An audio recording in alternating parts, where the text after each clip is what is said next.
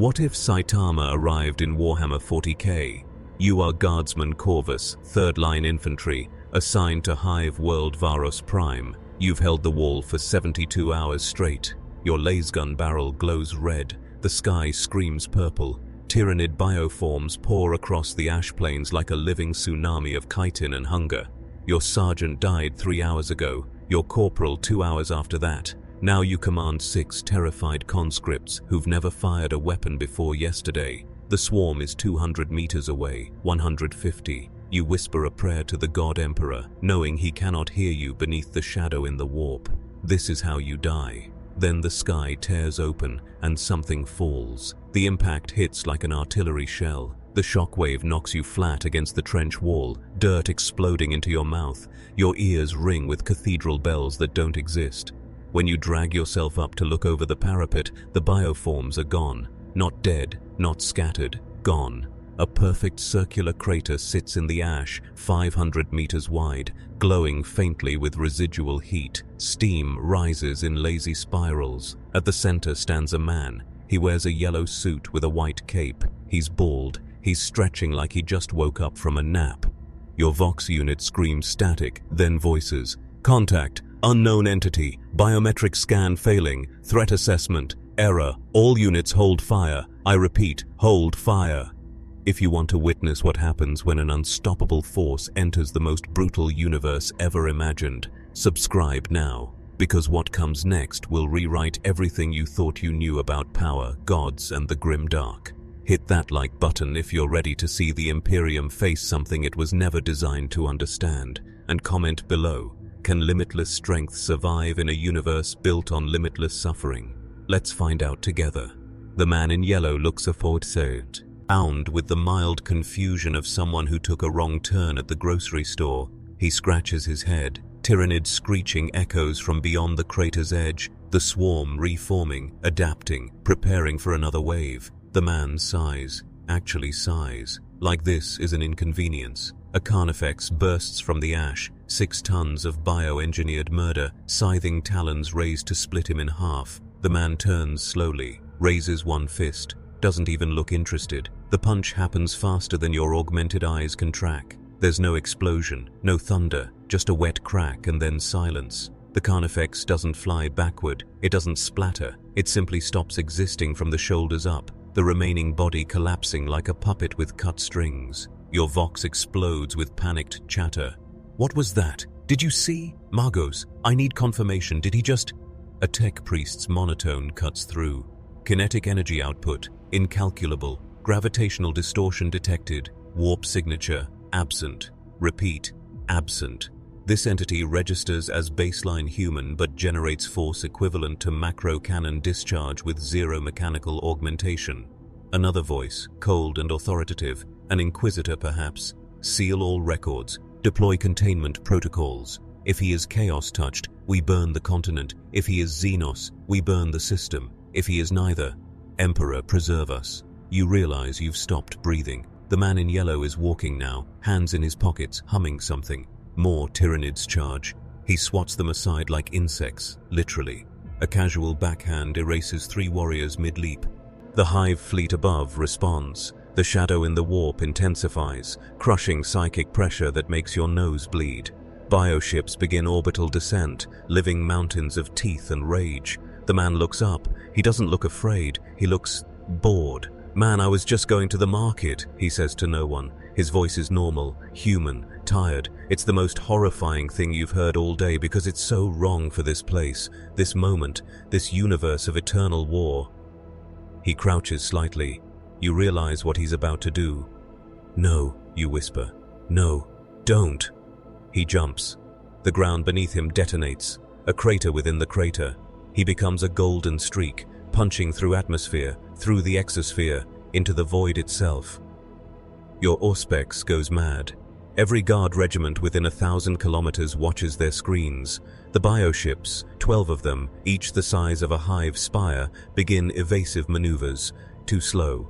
The man in yellow reaches the first one and punches straight through its center mass. The ship splits like rotten fruit. He doesn't stop, doesn't slow. He caroms off the corpse ship's momentum, angling toward the second, third, fourth, punches through them like they're paper. No weapons, no war gear, just fists wrapped in yellow gloves and a face that looks mildly annoyed. The hive mind screams. You feel it even through the shadow, a psychic shriek of confusion and something that might be fear. Within 90 seconds, the entire Tyranid fleet is dead debris, burning as it falls through Varos Prime's atmosphere like a meteor shower made of failure. When he lands back in the crater, gently this time, barely disturbing the dust, the silence is absolute. 6 million guardsmen across 3 continents hold their breath. Commissars forget to shoot deserters. Tech priests experience logic errors. Somewhere, an astropath's head explodes trying to relay what just happened. The man in yellow looks at you, makes eye contact. You, Guardsman Corvus, third-line infantry, expendable meat for the Imperium's grinder. He smiles. It's a small smile. Kind, even. "Do you know where the nearest grocery store is?" he asks. Your mouth opens. Nothing comes out. Behind you, one of your conscripts faints. The man shrugs, turns, and starts walking toward the horizon.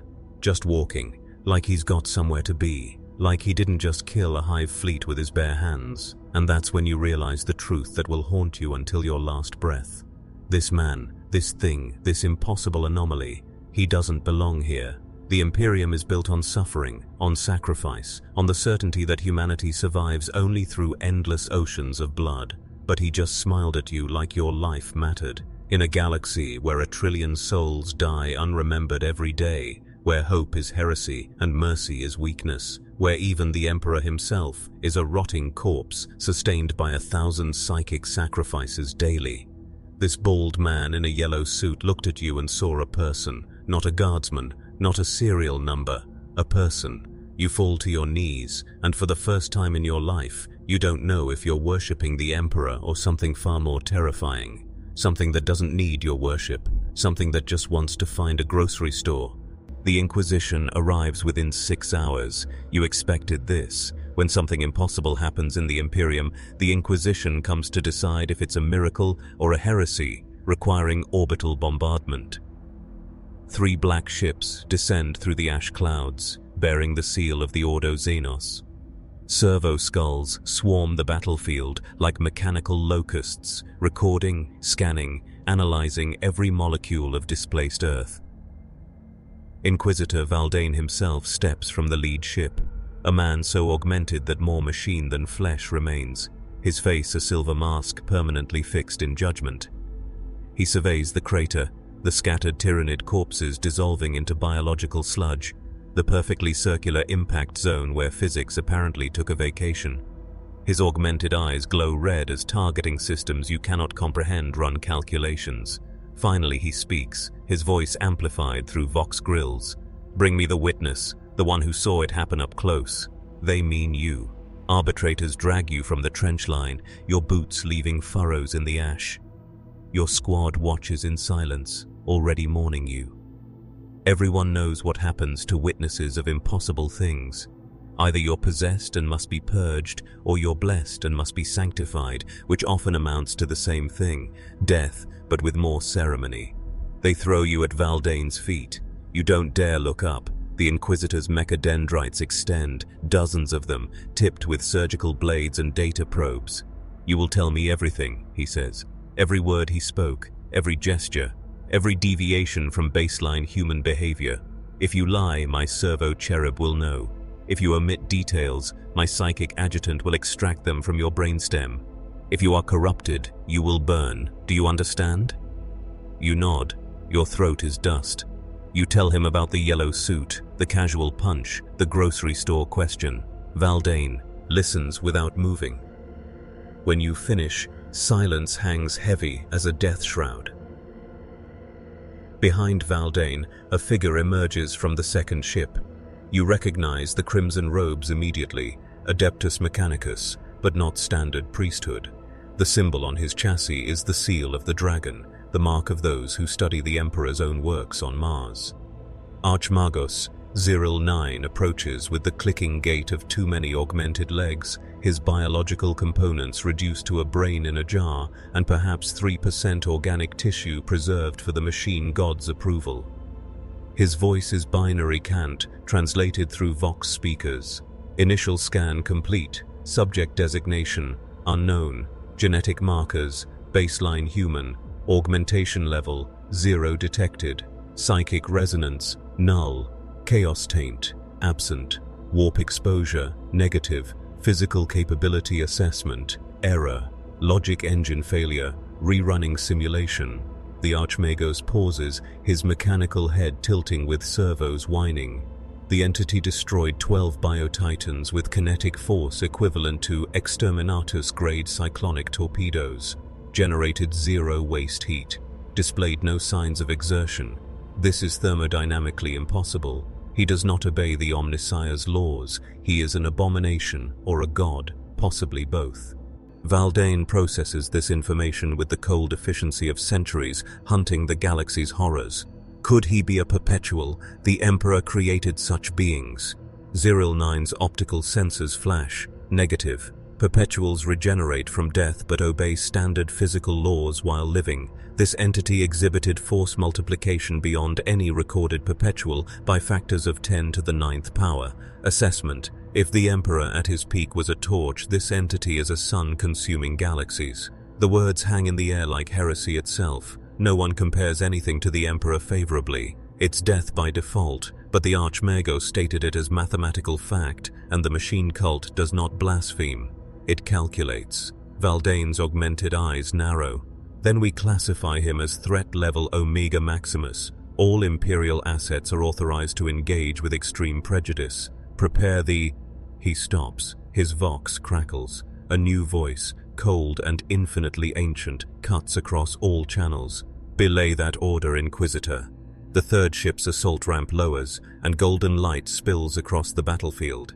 You know that light. Every human in the Imperium knows it from propaganda vids, from chapel murals, from the dreams of soldiers dying in trenches. Golden armor, red plumes, auramite weapons that have ended civilizations. The Adeptus Custodes have arrived. The custodian walks with the measured pace of inevitability itself, each step perfect, each movement efficiency incarnate. He is 9 feet of the Emperor's finest work, a being for whom 100 Astartes were sacrificed in genetic trials to create just one success. His name, if he has one, is not spoken. Custodians do not introduce themselves to mortals. He stops before Valdane, and the Inquisitor, who has stared down demon princes without flinching, lowers his head in deference. The Captain General has received astropathic reports from Segit Suds. Eventine sectors. This entity has appeared in baseline historical records we are only now decrypting. He is not new. He has been here before, across millennia, in forms our records cannot fully capture. We believe he is extra-universal, a breach in reality from a dimension with fundamentally different laws. The custodian's voice is not loud, but it carries the weight of absolute authority. The High Lords debate his nature. Some call him miracle, some call him threat. We call him variable. The Emperor, in his infinite wisdom bound to the Golden Throne, has not issued directive regarding this anomaly. Therefore we observe. We do not engage. We do not provoke. We study. If he proves hostile to the Imperium, we will deploy the full weight of Custodian Guard to neutralize him. If he proves useful, we will attempt diplomatic integration. Until then, Inquisitor Valdane, you will monitor his movements. You will not antagonize him. You will not attack him. You will document his actions and report them directly to Terra. Valdane nods, though you can see his mechadendrites twitching with barely suppressed protocol instinct to purge the unknown. The custodian turns to leave, then pauses. One more thing. The entity asked about a grocery store, correct? You find your voice somehow. Yes, Lord. He seemed confused about his location. The custodian's helmet turns toward you, eyeless and expressionless, yet somehow you feel seen in a way that makes your soul ache. He does not know where he is. He does not know when he is. He does not understand our galaxy. This makes him more dangerous than any chaos god, because gods can be understood. They have wants, hierarchies, rules. This entity wants groceries. That simplicity is more alien than anything the warp has birthed. He gestures, and a servo skull projects a hololith. the man in yellow, walking across a desert. The footage is from a spy satellite, grainy but clear. He's just walking, no destination, no urgency. Occasionally he stops to look at rocks or watch dust devils spin across the sand. He looks lonely. The custodian continues. He is not searching for conquest. He is not building armies. He is not corrupting worlds. He is looking for something familiar in a universe that has no frame of reference for what familiar means to him. This is not a warrior we face. This is something far worse. This is an innocent.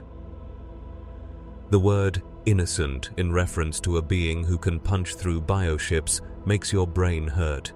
But the custodian is right in a way that's more terrifying than any daemon. Warriors you can fight, conquerors you can resist, tyrants you can rebel against, but an innocent walking through the Grimdark with eyes that see horror and register only confusion. The Imperium is not built for innocence. It grinds innocence into protein paste and feeds it to hive workers. It burns innocence on pyres and calls it necessary sacrifice. The God Emperor himself sacrificed his own innocence 10,000 years ago to save humanity. And now, wandering somewhere on Varos Prime, is a man who doesn't understand that innocence here is the fastest path to corruption or death. The custodian boards his ship. Valdane begins issuing orders to his agents. 09 interfaces with orbital data Jin to track the anomaly's trajectory. You stand in the crater still shaking and realize they've forgotten about you completely. You're dismissed, irrelevant, just another guardsman who happened to witness the impossible and survived. You return to your trench where your squad greets you with the quiet reverence reserved for the dead who still walk. That night, you cannot sleep. You keep replaying the moment he looked at you, that smile. In a galaxy where space marines feel nothing but duty, where inquisitors feel nothing but suspicion, where even saints feel nothing but martyrdom's cold embrace, this man felt casual kindness. You've seen men smile before. Your sergeant smiled when he earned a commendation. Your father smiled when you were born, according to your mother's stories. But those smiles were earned, transactional, part of the Imperium's great machine of service and sacrifice. His smile was free, given for nothing, expected nothing in return. It didn't fit the economy of suffering that powers your entire civilization, and that's why you can't sleep. Because somewhere in the back of your mind, beneath decades of propaganda and conditioning, a small voice whispers a question that will get you executed if you ever speak it aloud.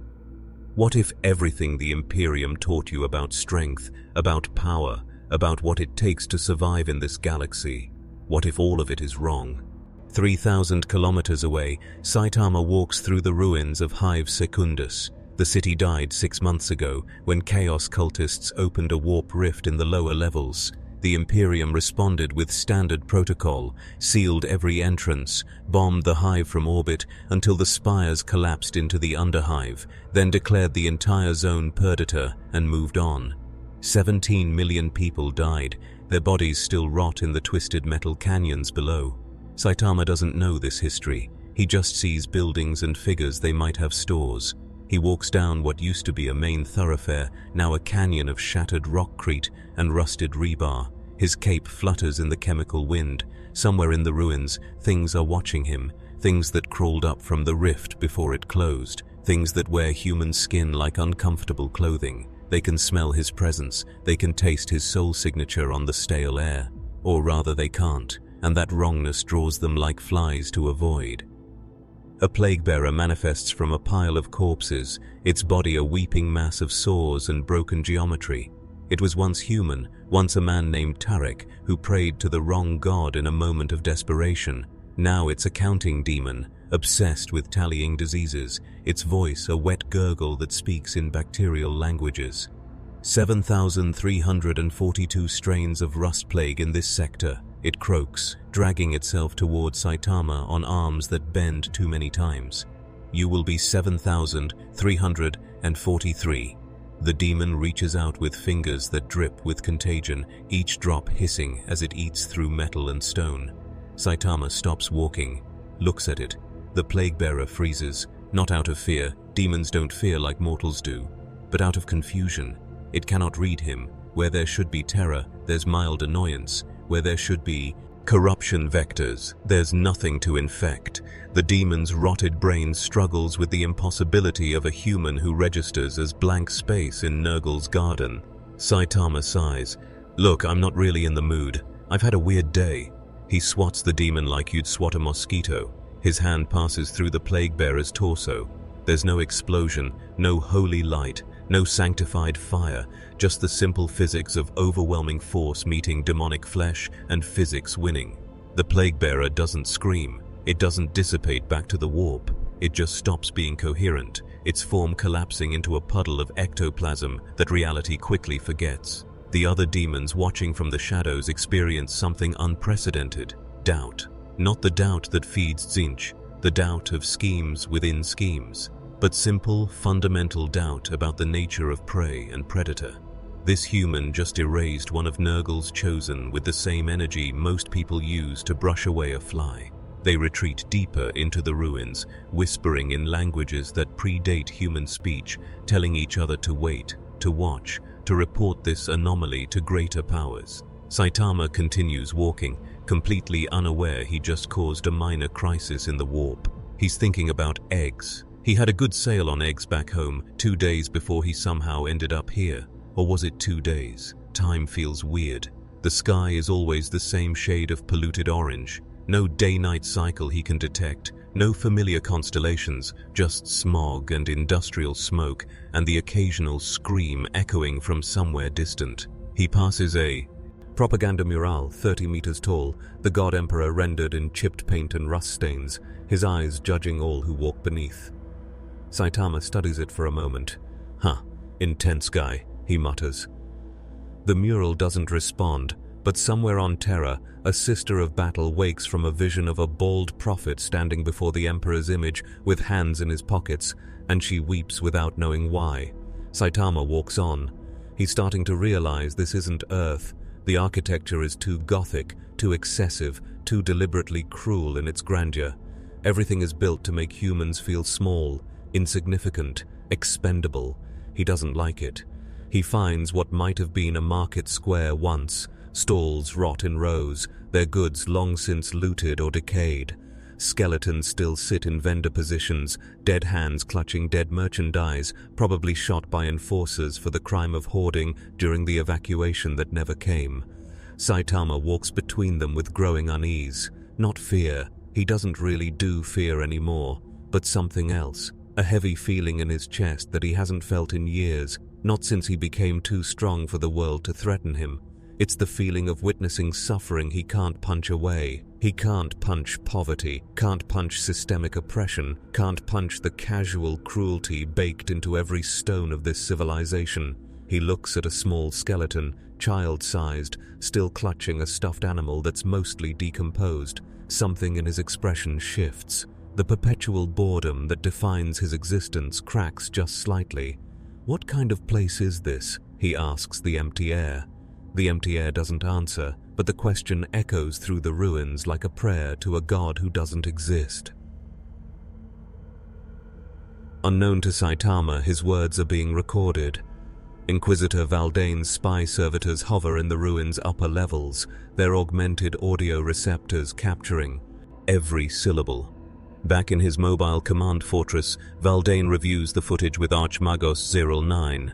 They watch the Plague-Bearer encounter on repeat. They watch the way Saitama's punch didn't invoke the warp or channel psychic energy, it just moved air, and the air moved demon, and the demon ceased. Explain this, Valdane demands. 09's mechanical tentacles twitch with agitation. I cannot. My logic engines propose 17,000 theories, all violate established laws. Conclusion: he operates on principles from a universe where the warp does not exist, where souls are not fuel, where power does not require sacrifice. He is a refugee from a kinder physics. The word kinder applied to physics sounds like heresy. Valdane knows he should report this, should call for exterminatus, should erase this entire world to contain the contamination of impossible hope, but he doesn't. He watches the footage of Saitama staring at the child's skeleton, and something in the Inquisitor's heavily augmented heart remembers being human. Meanwhile, others have taken notice. In the Eye of Terror, In the warp space where reality bleeds and demons play games with mortal suffering, something stirs. Tzeentch, the architect of fate, peers through 10,000 kaleidoscope eyes at this new variable. He sees the threads of possibility that surround Saitama, but they don't weave like normal threads. They don't split and branch with choice and consequence. They just continue, straight and unbroken, as if the future already decided that Saitama does what he wants and reality adjusts. This shouldn't be possible.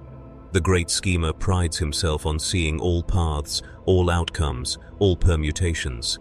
But this bald human's future is a single line that Tzeentch cannot bend. Fascinating. The changer of ways whispers in a billion voices simultaneously, a being who cannot be manipulated by destiny because he has no destiny. He simply is and continues to be, regardless of interference. We must see what happens when the unstoppable meets the unfathomable. Plans within plans begin to form, but for the first time in eternities, Tzeentch isn't certain they'll work. Back in the ruins, Saitama finds stairs leading down. He's hoping for a basement level, maybe some preserved food storage. The Imperium didn't exactly leave a map. He descends into darkness, his footsteps echoing in the silence. The air grows colder, damper. The walls are covered in scratch marks, thousands of them, overlapping patterns of desperation. He realizes people tried to claw their way out of something down here, tried and failed. At the bottom of the stairs, he finds a door. It's massive, reinforced plasteel, designed to withstand artillery. Someone welded it shut from the outside. He can hear something moving behind it, scratching, breathing, crying. He tilts his head, listening. Then, without ceremony, he grabs the door's edge and pulls. The metal screams, the welds snap like dry pasta. The door tears free, 3 tons of reinforced barrier crumpled in his grip like aluminum foil. Behind it, in the darkness, hundreds of eyes reflect his silhouette. Human eyes, survivors. They've been trapped down here for 6 months, eating corpses, drinking condensed moisture from pipes, going slowly mad in the dark. And now light spills in, and with it, a man in a yellow suit who just ripped open their tomb like it was nothing. Someone whispers, "Emperor's mercy, an angel." Saitama looks at the starving, broken people huddled in the dark. He looks at his empty hands, and for the first time since arriving in this universe, he speaks with something other than confusion. He speaks with quiet anger. No angel, just a guy who's really starting to hate this place. The survivors each merge slowly, like creatures unused to light. There are 243 of them by Saitama's count, though he's not great at estimating crowds. Mostly hive workers, some merchants, a few children clinging to adults who might not even be their parents anymore. They're skeletal, their skin pale as parchment, their eyes too large in sunken faces. Some can barely walk, others crawl.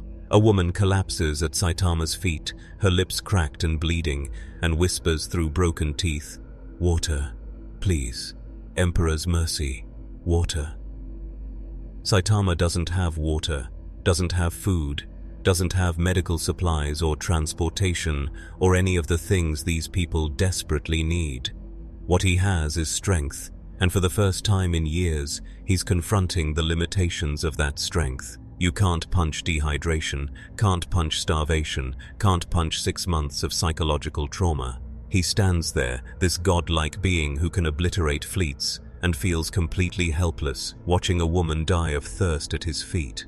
Then something shifts in his expression. That perpetual boredom, that emotional flatness that came from being too strong to be challenged, cracks wider. He kneels down, gently lifts the woman like she weighs nothing, and looks around at the other survivors.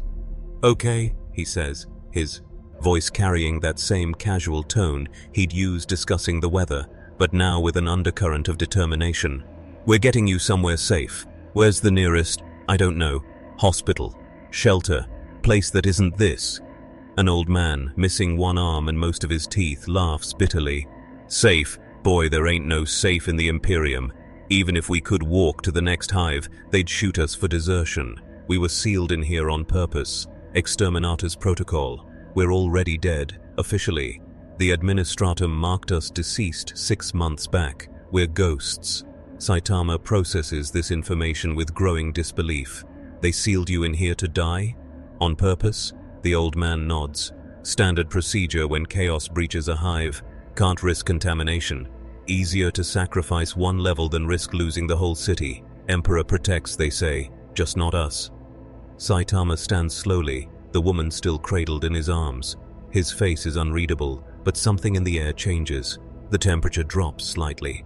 Dust begins to swirl in small eddies around his feet, responding to some unseen pressure. When he speaks, his voice is quiet, but it carries through the ruins like thunder across distant mountains. That's the stupidest thing I've ever heard. The old man blinks. Others look up, confused. Saitama continues, "You don't just abandon people because it's convenient. You don't seal them in the dark to save yourself paperwork. That's not how heroes work."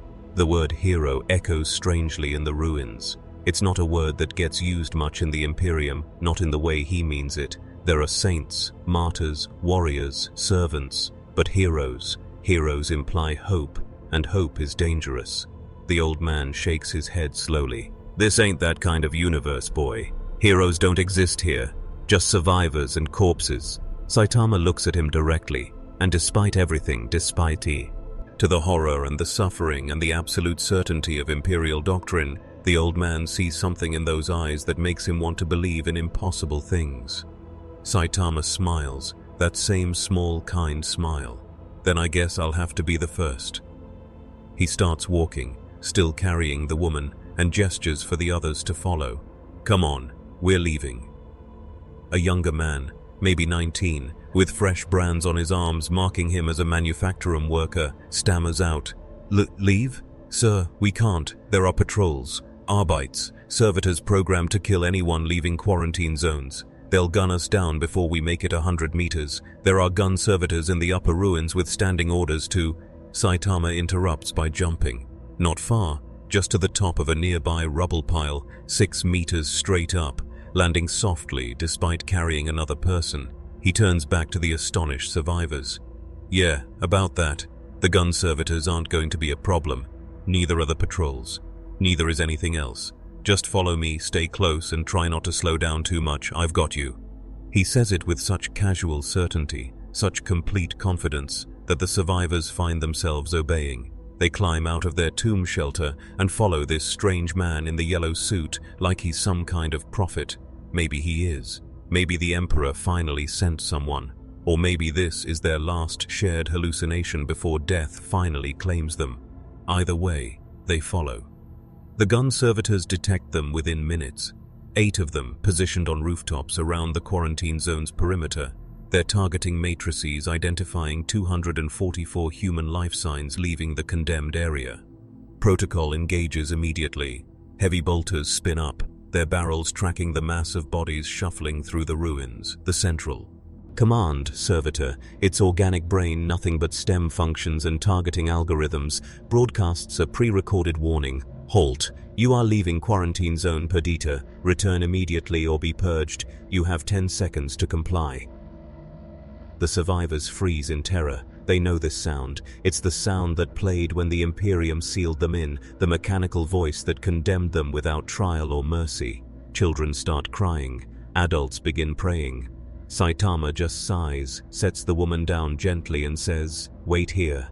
Then he's moving. Not running, just walking very quickly, and somehow that's enough to cover 100 meters in 2 seconds. He reaches the first gun servitor as it opens fire, bolts screaming past him, each one capable of tearing through ceramite armor. He doesn't dodge, doesn't weave, just walks through the gunfire like it's rain. A bolt catches his cape, tears a hole through it. He looks annoyed. "Hey, I liked this cape." He reaches up, grabs the gun servitor's heavy bolter by the barrel, and pulls. The weapon tears free from its housing with a shriek of tortured metal. The servitor's brain registers error across all systems. Targets don't dismantle their weapons with bare hands. Saitama looks at the bolter, shrugs, and throws it like a javelin. It flies 300 meters, punches through the second gun servitor, the third, and embeds itself in a wall behind them. Both servitors explode in showers of sparks and biological components. The remaining 5 servitors recalculate threat assessment, switching from unauthorized personnel to Omega-level threat, which is Mechanicus code for call literally everyone and pray to the Omnissiah. They all fire simultaneously, a storm of bolter rounds that could shred a Lehman Russ tank. Saitama walks through it, reaches each servitor in turn, and systematically dismantles them, not with fury or violence, but with the methodical efficiency of someone removing broken appliances. Rip out the targeting system, tear off the weapon mounts, crumple the logic engines. Within 90 seconds, 8 gun servitors lie in pieces, their half-organic components sparking and twitching in the dust. Saitama walks back to the survivors, brushing metal fragments off his gloves. "Okay, we're good, let's go." The survivors stare. The old man finds his voice first. What are you?" Saitama considers the question while picking up the dying woman again. He's been asked this before in his own world by monsters and heroes alike. His answer hasn't changed. "I'm a hero for fun. Well, I used to do it for fun. Now I'm just doing it because apparently nobody else is." He starts walking toward the hive's outer edge, toward the wasteland beyond, toward whatever comes next. The survivors follow because there's nothing else to do, because this impossible man just dismantled the killing machines like they were toys, because for the first time in 6 months, something other than death is offering them a path forward. Above them, Inquisitor Valdane's spy servitors capture everything. The footage streams back to his command fortress, and Valdane watches with the expression of a man seeing his entire worldview crumble. The Archmagos Zyril 9 stands beside him, optical sensors flickering. Assessment: he is not saving them for strategic advantage, not for information, not for recruitment. Analysis of body language and vocal patterns suggests genuine altruism. He risks Imperial retribution to save 243 condemned souls for no logical reason. Valdane's augmented hands grip his command throne's armrest so hard the metal groans. "Emperor, preserve us," he whispers. "He actually cares." In that moment, something shifts across multiple realities. In the warp, the Chaos Gods feel it, a ripple of something that shouldn't exist in their carefully cultivated garden of suffering. Genuine compassion without martyrdom complex, genuine strength without corruption potential, genuine hope without the taint of desperation. Khorne feels cheated. This warrior doesn't seek glory or violence, just walks through obstacles with the same energy as crossing a street. Tzeentch feels confused. Plans laid around this being keep producing null result in all probability matrices. Nurgle feels offended. This human cannot be made to despair, cannot be taught that entropy is inevitable, just continues forward with that stupid, simple, unbearable optimism. And Slaanesh feels nothing, which is the worst feeling of all. This being experiences no excess, no sensation, no overwhelming emotion to feast upon. He is satisfaction incarnate, a creature who has reached the end of all desire and found it boring. The Chaos Gods begin to understand what Tzeentch already suspected. Saitama is not a threat because he's powerful. He's a threat because he doesn't fit into the emotional ecosystem that gives them power. He's an error in the code, and errors must be corrected or exploited. The great game shifts. New pieces move on the board, and Saitama, completely unaware of the cosmic attention he's attracted, just keeps walking toward the horizon with 243 broken people following the only light they've seen in half a year. You are Sister Margaret of the Order of the Bloody Rose, and you have been watching the anomaly for 72 hours without sleep. Your power armor's auto-injectors keep pumping stimulants into your bloodstream, keeping your augmented body alert even as your mind begs for rest. You kneel on a rooftop 3 kilometers from the quarantine zone, your bolter, blessed and loaded, your faith sharp as the blade at your hip. The Inquisitor assigned you to observe and report, not engage, not judge, just watch. It goes against every fiber of your training. You are a sister of battle, a daughter of the Emperor's fury, trained to purge heresy wherever it festers. But you watch because the Inquisitor invoked Protocol Omega, which means this target could potentially require custodian intervention. So you watch through your helmet's augmented scope as the bald man in yellow leads the condemned through the wasteland, and you feel something you haven't felt since you were a child in the Schola Progenium. You feel doubt. The survivors are dying. You can see it even from this distance. 3 have already collapsed, their bodies finally surrendering to months of starvation and abuse. The man in yellow stops each time, checks their vitals with the clumsy care of someone who knows nothing about medicine, but tries anyway. He can't save them. They die in his arms, whispering prayers to the Emperor, and you watch his expression through your scope's magnification. He looks frustrated, not angry, not grief-stricken, frustrated, like someone failing at a puzzle. When the third person dies, an elderly woman who lasted longer than her body had any right to, he stares at his hands for a full minute. You wonder what he's thinking. Your vox crackles. Inquisitor Valdane's voice cuts through. "Report, sister. Has the anomaly displayed any signs of chaos corruption?" You don't answer immediately. You're watching him dig graves, with his bare hands, scooping out the hard-pan soil, working with the same casual efficiency he used to dismantle gun servitors. "Sister Margaret, I require a status update." You find your voice. "No corruption detected, Lord Inquisitor. He is burying the dead." There's a long pause on the Vox. When Valdane speaks again, his voice carries an edge you've never heard from him before. Uncertainty. Burying them? Not leaving them? Not... Explain his actions, sister.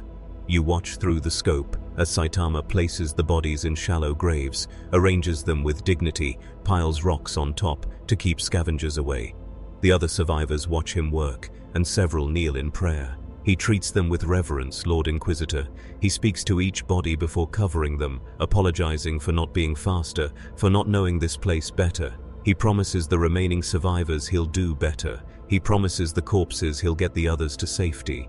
Your voice cracks slightly on that last part, and you hate yourself for the weakness. Valdane is silent for a long time, then, "Continue observation. Do not intervene unless he becomes overtly hostile. And sister, keep your faith strong. I suspect we are all going to need it before this is resolved."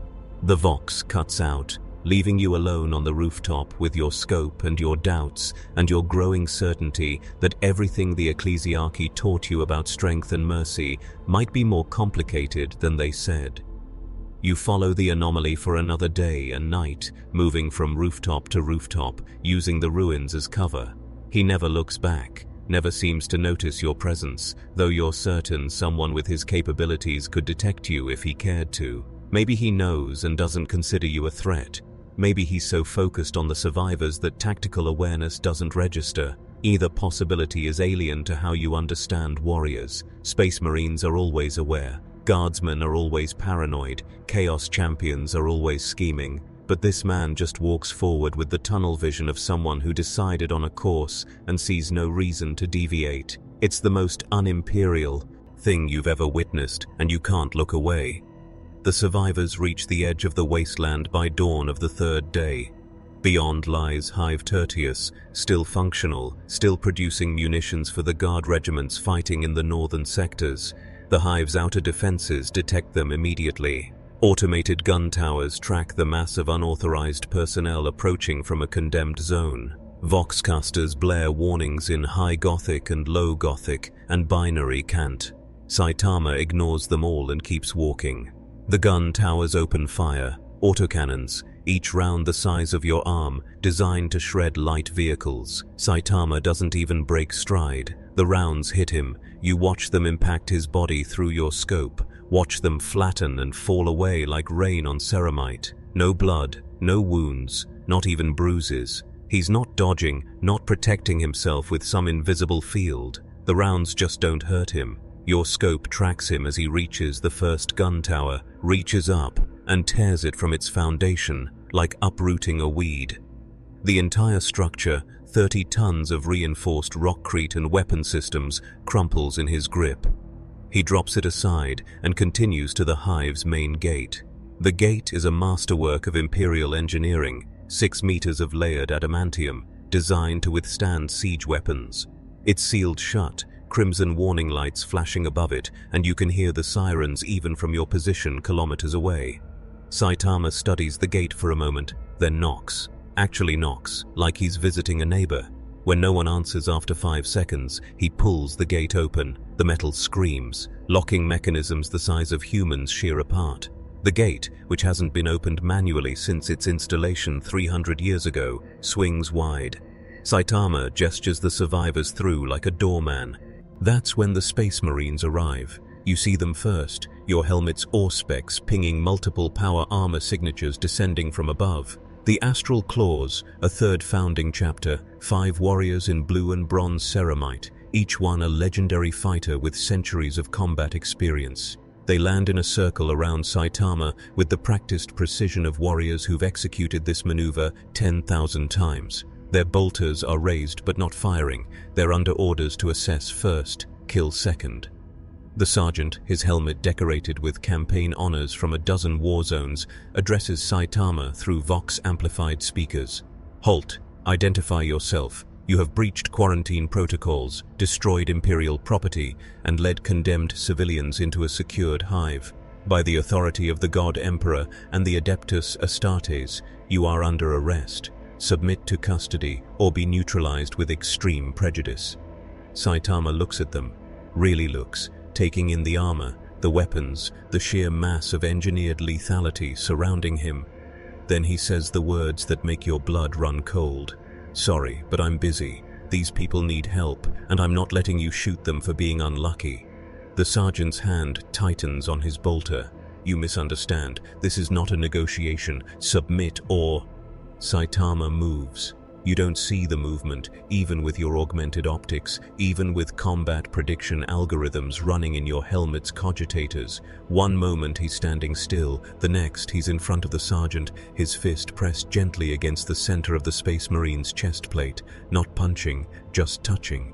The sergeant looks down at the hand, confused. Saitama speaks quietly. "I really don't want to fight you guys. You're probably just following orders, but these people need food and water and medicine, and I'm going to get it for them. You can help, or why? You can get out of the way, but you're not stopping me." The sergeant makes a decision. He swings his chainsword in a horizontal arc designed to bisect an orc warboss. The blade hits Saitama's neck and shatters. Ceramite teeth spray across the ground. The adamantium blade core snaps like glass. Saitama doesn't even flinch. The 5 Space Marines open fire simultaneously, bolt rounds at point-blank range, each one a mass-reactive shell that could blow apart a tank's armor. You watch through your scope as the rounds impact Saitama's body and explode harmlessly. Smoke clears. He's standing exactly where he was, completely unharmed, looking disappointed. "Okay," he says, "I guess we're doing this the hard way." What happens next lasts 6 seconds. You count them, your helmet's chronometer marking each one with perfect precision, but the events blur together into a sequence your mind struggles to process, even with Adeptus Sororitas combat training. Saitama taps each Space Marine once, just taps them, the way you might tap someone's shoulder to get their attention. The first one flies backward 300 meters and embeds in a rockcrete wall. The second one's armor dents inward, the ceramite cracking like an eggshell, and he collapses, gasping. The third and fourth collide in mid-air as they're launched in opposite directions, a tangle of limbs and broken armor plating. The fifth, the sergeant, takes the hit dead center, and his chest plate caves. Completely, the ancient armor that survived demon blades and plasma fire folding like paper. He's not dead. You can see him moving, struggling to breathe with cracked ribs and collapsed lung, but he's finished. 5 Space Marines, legendary warriors who've killed Xenos horrors beyond counting, defeated in 6 seconds without malice or effort. Saitama looks at them, looks at his hand and mutters, "I really need to learn how to pull my punches better." Then he turns to the survivors huddled behind him, who are staring with expressions of religious awe, and says the words that will echo in your mind for the rest of your life. "Come on, let's find you some food." You lower your scope. Your hands are shaking. In your Vox, Inquisitor Valdane is screaming questions, demanding status updates, but you can't find words to explain what you just witnessed.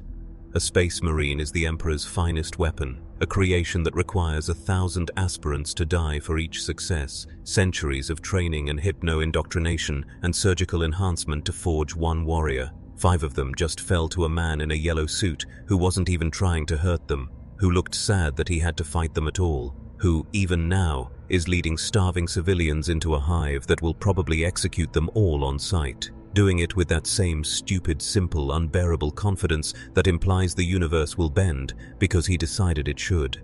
And the worst part, the part that makes you grip your bolter until your gauntlets creak, is that you want him to succeed. You, Sister Margaret of the Order of the Bloody Rose, who has burned heretics and purged cultists and sang hymns while standing in rivers of Xenos blood. You want this anomaly, this impossible thing that breaks every rule of the Imperium, to somehow save those people. Because if he can't, if even he fails, then what hope exists for anyone?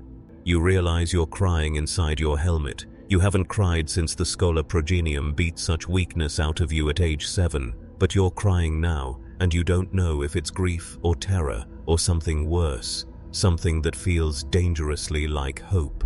Inside Hive Tertius, panic spreads like contagion through the command structure. Governor Malthus receives reports that make no sense. The outer gate torn open, Space Marines defeated, an unknown entity leading condemned civilians into his hive. He's a weak man, elevated to power through family connections and bribes, a man who survives by following protocol exactly and never questioning orders from above. This situation has no protocol. He does what weak men always do when facing the unknown. He calls for bigger guns. Within 20 minutes, the Hive's entire PDF garrison mobilizes. 5,000 soldiers, 300 Sentinel walkers, 24 Lehman Russ battle tanks. They form a wall across the main thoroughfare, guns pointed at the impossible man in yellow, who's walking toward them with starving civilians trailing behind like children following a parent. The PDF colonel, a grizzled veteran named Cross, who earned his rank through actual combat instead of politics, studies the target through magnoculars. He sees a bald man in a torn cape. He sees exhausted civilians who should be dead. He sees something in the bald man's posture that triggers instincts honed across 40 years of warfare. This is not a threat. This is a disaster waiting to happen. Cross activates his Vox horn, voice amplified across the boulevard. Unknown combatant, halt immediately. Identify yourself and state your purpose. You have violated Imperial law by breaching quarantine. Those civilians are condemned by order of the Administratum. Surrender them for processing, and you will be detained for questioning rather than executed. You have 30 seconds to comply. Saitama stops walking, looks at the wall of guns and tanks and soldiers, thousands of weapons aimed at him and the people he's protecting. The survivors behind him huddle closer, children crying, adults praying. He scratches his head, that gesture of mild confusion he does when faced with bureaucracy he doesn't understand. Then he cups his hands around his mouth and shouts back, his voice carrying clearly despite no augmentation. These people need food and water and doctors. They've been trapped for 6 months. I'm not surrendering them to get shot. I'm asking nicely, can you help them? If not, get out of the way. The directness stuns Cross. No threats, no demands, just a simple request delivered with the tone of someone ordering coffee. It's so far outside tactical norms that his brain struggles to categorize it. Governor Malthus's voice crackles through Cross's Vox bead, shrill with panic. Negative, those civilians are legally dead. Accepting them would invalidate 6 months of administratum paperwork. Open fire immediately. I invoke Emergency Protocol 7. Cleanse the contamination. Cross closes his eyes for a moment. He's been a soldier long enough to recognize when orders are criminal versus merely cruel. This crosses the line, but he's also been a soldier long enough to know that disobeying direct orders from a planetary governor means execution for himself and everyone in his chain of command. He opens his eyes, looks at the man in yellow, and makes the hardest decision of his life. Fire, he orders quietly. 5,000 laser guns open up simultaneously. The air turns into a solid wall of light as las beams converge on Saitama's position. Sentinel walkers add their multi-lasers to the barrage. Tank cannons fire, high explosive shells designed to crack bunkers. The noise is deafening, a thunder that shakes the hive's foundations. The civilians scream and dive for cover. Smoke and dust obscure everything. Cross counts to 10, then signals cease fire. The guns fall silent, the smoke begins to clear, and Saitama is still standing. Not behind cover, not crouched, not even looking particularly bothered. His suit is scorched in places, small burn marks on the yellow fabric, but his skin beneath is unmarked. He's holding his cape and examining the new holes in it with genuine annoyance. "Seriously?" he says to no one in particular. "Do you guys know how hard it is to find a good cape?" Then he looks up at the PDF lines and his expression shifts. The boredom drops away. The confusion fades. What replaces it is something the Imperium hasn't seen directed at its armies in millennia. Disappointment. Not hatred, not rage, not the battle fury that Space Marines cultivate, or the fanatical zeal that drives Chaos cultists. Just pure, simple disappointment in people he expected better from. "You shot at the civilians too," he says, his voice quiet but somehow carrying across the entire boulevard. "Some of those last beams hit the people behind me. You shot at starving kids because your boss told you to." He starts walking forward, not running, not charging, walking, hands still in his pockets, but each step carries weight that makes the ground tremble slightly. "I really tried to be nice about this." Cross realizes with absolute certainty that his entire garrison is about to die. He's seen that walk before, from orc war bosses and chaos champions and creatures that shouldn't exist. It's the walk of something that has decided violence is the answer and cannot be dissuaded. He opens his mouth to order retreat, but Malthus's voice overrides him. "All units, concentrate fire. Leman Russ Squadron, target the entity with everything. For the Emperor." The tanks fire in unison, 12 battle cannons discharging simultaneously. Shells large enough to demolish buildings streak toward Saitama. They hit. The explosions are spectacular, overlapping fireballs that consume the entire street section. Secondary explosions follow as stored promethium ignites. When the fire clears, there's a crater 10 meters deep where Saitama was standing. For 3 seconds, Cross allows himself to hope. Then Saitama walks out of the crater, not even singed, and the hope dies. He's no longer walking slowly. He's moving with purpose now, crossing the distance between himself and the first Leman Russ in less than a second. He doesn't punch it, he just pushes, palm flat against the tank's frontal armor. The 60-ton war machine slides backward like a toy, treads screaming, gouging furrows in the rockcrete until it hits the building behind it and stops with a crash of crumpling metal. The PDF breaks. Not all at once, not obviously, but Cross can see it in how soldiers start glancing at escape routes, how trigger discipline wavers, how the VoxNet fills with panicked chatter. He doesn't blame them. You can't fight something that walks through battle cannon fire and treats your heaviest armor like cardboard. Saitama moves through the PDF lines like wind through grass, and everywhere he passes, weapons malfunction because he's moving faster than targeting systems can track. He's not killing anyone. Cross realizes this with growing amazement. Every strike is precise, controlled, designed to disarm without maiming. He tears lasguns from hands without breaking fingers, flips sentinel walkers on their backs without crushing pilots, disables tanks by pulling out key components instead of punching through armor and crew.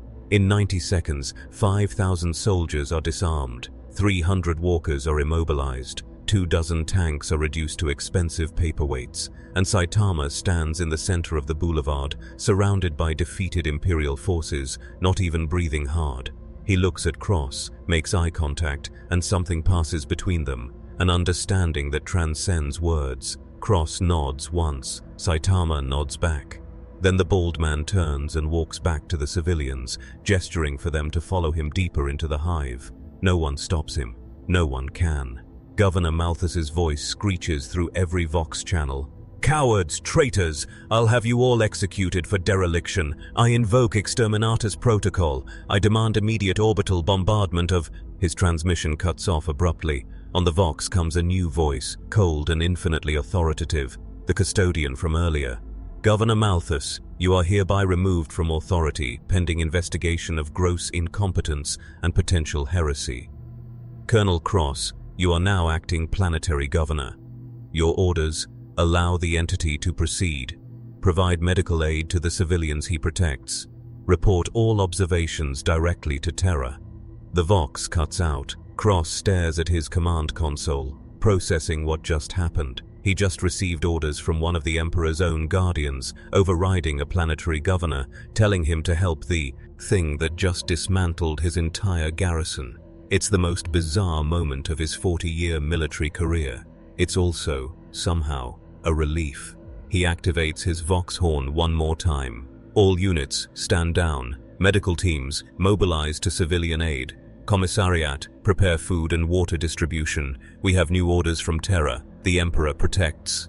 He doesn't know if he believes that last part anymore, but he says it because soldiers need the words even when the meaning has drained away.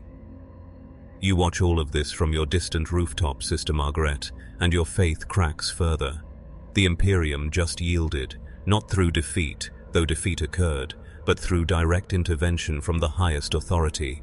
The custodians, who have not involved themselves in regular Imperial military affairs for millennia, just countermanded a governor to protect an anomaly and his followers. Your Vox crackles. Inquisitor Valdane sounds tired, older than his centuries. Sister, new orders. Follow the anomaly, but render assistance if he requests it. The Captain General himself has decreed that we observe and aid rather than oppose. I don't understand it. I don't like it, but those are our orders. The Imperium is changing its stance. We're treating him as a potential ally instead of a threat. Emperor, help us all. You acknowledge and maintain your surveillance, but something inside you has shifted. You joined the Adepta Sororitas to serve the Emperor, to be his sword against darkness. But what do you do when the Emperor's own guardians tell you to help something that shouldn't exist? What do you do when the impossible proves more merciful than the Imperium? You watch Saitama accept food and water from terrified PDF soldiers. Watch him distribute it to the civilians with his own hands. Watch him smile at a child who offers him a piece of bread in thanks. And you realize that faith isn't breaking. It's evolving into something more complicated, something that might actually be more dangerous than heresy, something that looks suspiciously like hope. In the warp, in the impossible geometries where thought becomes form and emotion bleeds into reality, the chaos gods convene. Not physically, they are concepts given terrible life, too vast to occupy single spaces. But their attention focuses on a single point in the materium, drawn to the anomaly that walks through their carefully ordered garden of suffering without being touched by its thorns. Khorne manifests as an ocean of blood with a brass throne rising from its depths, skulls piled to impossible heights around it. His voice is the sound of every murder ever committed speaking simultaneously. This warrior refuses the glory of combat. He does not seek my blessing. He does not rage or exult in violence. He treats battle as an inconvenience, like washing dishes or sweeping floors. This is intolerable. The blood ocean churns with fury, but beneath the rage, something else stirs: uncertainty. Khorne has seen warriors reject him before, but they always fell eventually to other gods or to death itself. This one seems immune to both. He exists in a state of perpetual contentment that violence cannot disturb. It's an affront to everything the blood god represents. Tzench manifests as a library where every book contains infinite pages, where words rewrite themselves faster than they can be read, where knowledge devours itself and births new truths from the corpse of old lies. His voice is 10,000 scholars arguing in perfect synchronization. I have calculated every possibility, every thread of fate, every branch of potential futures, every permutation of cause and effect. In 97.3% of timelines, he continues unchanged. In 2.6%, he dies to overwhelming force, but leaves ripples that destabilize the entire sector. In 0.1%, he becomes something we cannot predict at all. The numbers are wrong. They should not be this consistent. Free will is supposed to create fractal branching, infinite possibility, but his will is a straight line that cuts through probability itself. He does not choose from available options. He creates new options by refusing to accept the existing ones. I do not understand this. I, who understand everything, cannot comprehend him. This is unacceptable. The library burns with rainbow fire, but the flames solve nothing. Tzeentch's greatest weapon is prediction, and this being cannot be predicted. Nurgle manifests as a garden where beautiful flowers rot as they bloom, where life and death dance in eternal embrace, where decay is not ending but transformation. His voice is the wet breathing of 1 billion plague victims finding peace in their suffering. I offered him despair, showed him the futility of resistance, the inevitability of entropy. Every hero I have broken understood eventually that fighting is pointless, that surrender to decay is mercy. But this one, he looked at my plague bearer and saw an insect, not a philosophical challenge, not a test of faith, an insect to be swatted away. He does not fear death because he does not believe in it, not through or faith or delusion, but through absolute certainty born from lived experience. He has faced endings before and found them boring. How do you corrupt a being who has transcended the fear that gives corruption power? The garden weeps pus and honey, beautiful and disgusting in equal measure, but the weeping changes nothing. Nurgle's gift is making mortals accept that suffering is natural. This being rejects the premise entirely with casual indifference. Slaanesh manifests as a palace of mirrors where every reflection shows a different desire, where sensation builds upon sensation until perception itself becomes pleasure and pain intertwined. Their voice is a symphony of every scream and moan ever uttered in ecstasy or agony. I am excess. I am the pursuit of perfection, the hunger that never satisfies, the peak experience that demands to be surpassed. But he has already reached his peak. He attained absolute power and found it empty. He stands at the summit of strength with hands in his pockets, looking bored. There is nothing I can offer him. No sensation he hasn't experienced, no desire I can inflame, no perfection to chase because he already embodies perfection and discovered it was disappointing. He is the anti-Slaanesh, a being who achieved everything and learned that achievement means nothing. How do you tempt someone who has tasted the fruit of ultimate satisfaction and spit it out because it lacked flavor? The palace shatters and reforms, an endless cycle of destruction seeking meaning, but meaning eludes them. Slaanesh's power comes from want. This being wants nothing except simple things, groceries, a comfortable life, maybe a decent fight occasionally. It's insulting. The four converse in languages that would shatter mortal minds, debating in concepts that predate time and slowly reach consensus. They cannot corrupt him because corruption requires hooks, fear, ambition, desire, rage. He has none. They cannot kill him because physical laws seem negotiable in his presence. They cannot ignore him because his very existence is changing how mortals view power and hope.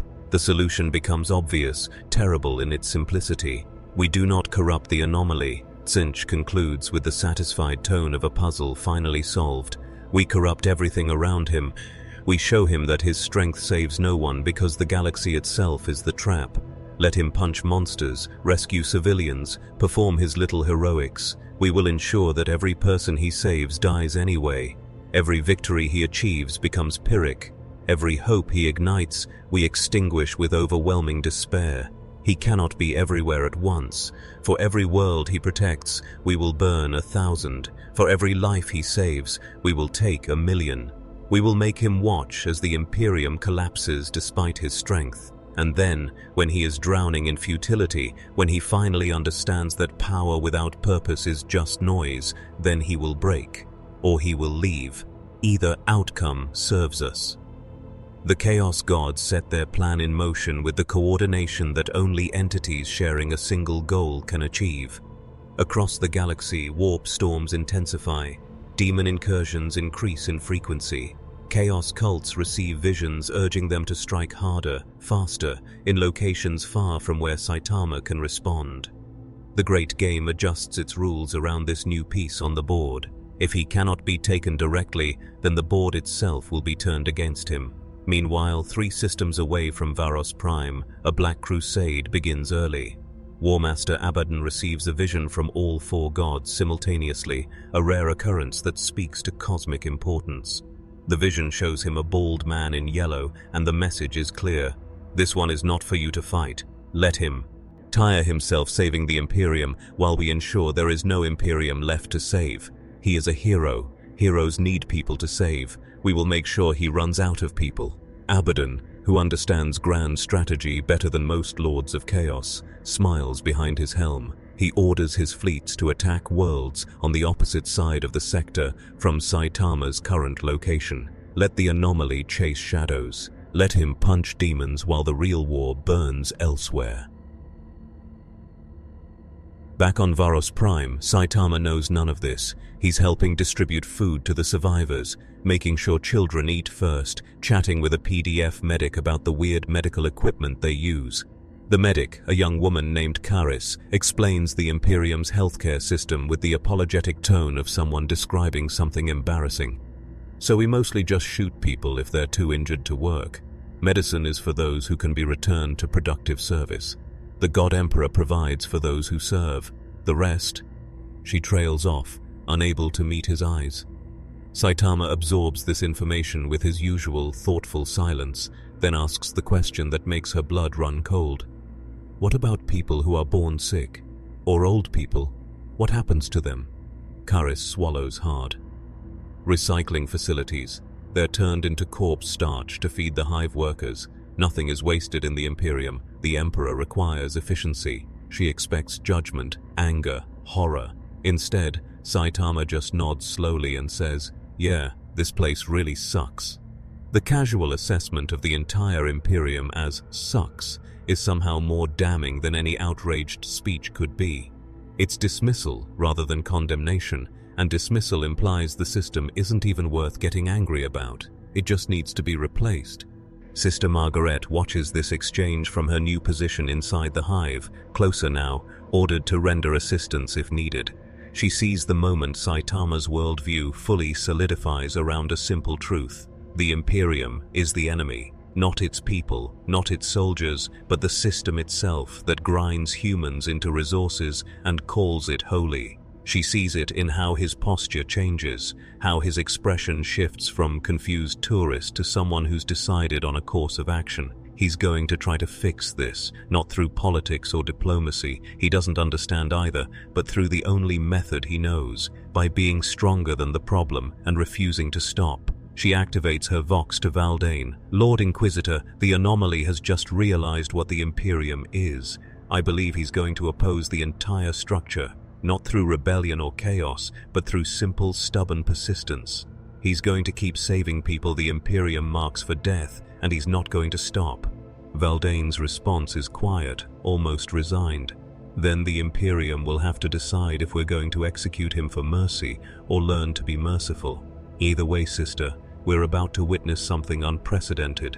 Keep watching. Record everything. Future generations will need to understand what happened here." The vox cuts out, and Sister Margaret realizes she's been given permission to witness the end of an era. Or maybe its beginning. Time will tell which. Word spreads like wildfire through the underhive, not through official channels. The Imperium controls those absolutely, but through the whisper network that exists beneath every authoritarian structure. The network of workers who speak in code during shift changes, of smugglers who trade information alongside contraband, of mothers who pass stories to daughters in the 2 hours between forced labor shifts.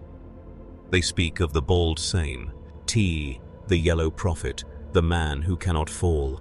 Each telling adds details, some true, some embellished, but the core remains constant. Someone fought the Imperium and won. Someone saved the condemned. Someone looked at the machinery of oppression and said no. In Hive Tertius alone, within 48 hours, 17 underground resistance cells independently decide to use a crude drawing of a bald man in yellow as their symbol. Not because they know who Saitama is or what he represents, but because the idea of him, the possibility that the Imperium can be defied without immediate death, is more powerful than any ideology. Hope, it turns out, is the most dangerous weapon in a galaxy built on despair. The ecclesiarchy notices immediately. Cardinal Voss, the highest religious authority on Varos Prime, receives reports from his missionary network about unauthorized iconography spreading through the lower hives.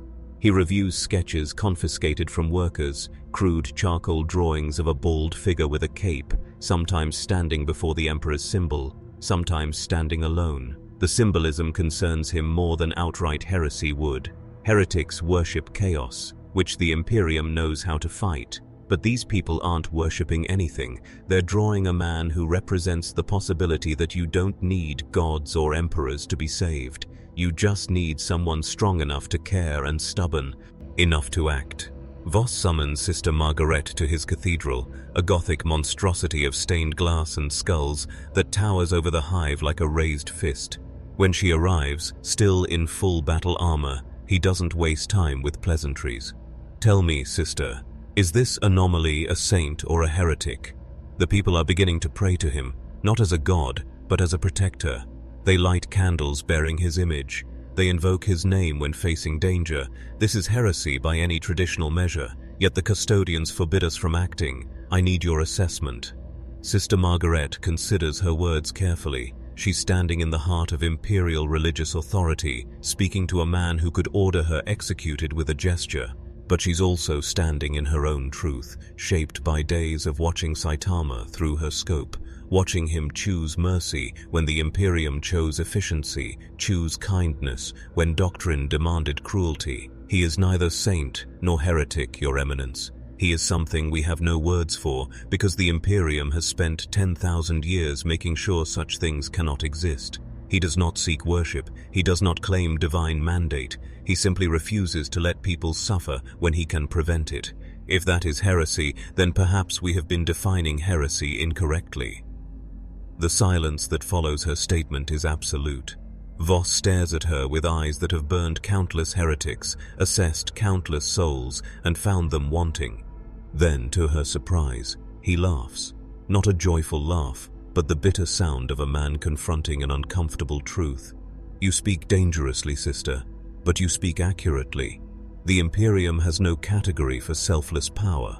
All our legends involve sacrifice, martyrdom, suffering as payment for salvation. But this one saves without demanding payment. It breaks our entire theological framework, and the people look at it, owe him for it." Voss walks to a window overlooking the hive, his ornate robes trailing behind him like blood. "Do you know what frightens me most, sister? Not that he might be a threat to the Emperor's dominion, but that he might be the answer to 10,000 years of prayer, and we won't recognize him because he doesn't fit our prophecies. What if the Emperor, in his infinite wisdom, sent us exactly what we needed, but we're too institutionally blind to see it? What if mercy was always supposed to be stronger than cruelty, and we simply forgot because forgetting was easier than changing?" He turns back to face her, and she sees something she never expected in a cardinal's eyes.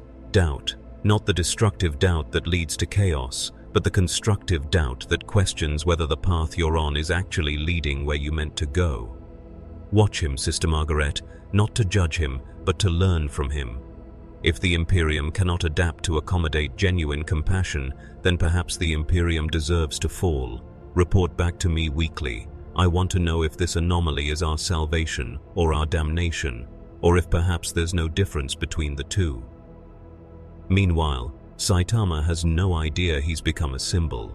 He's sitting in a requisitioned warehouse that the PDF converted into a temporary shelter for the survivors, eating ration bars that taste like cardboard mixed with regret and trying to figure out his next move.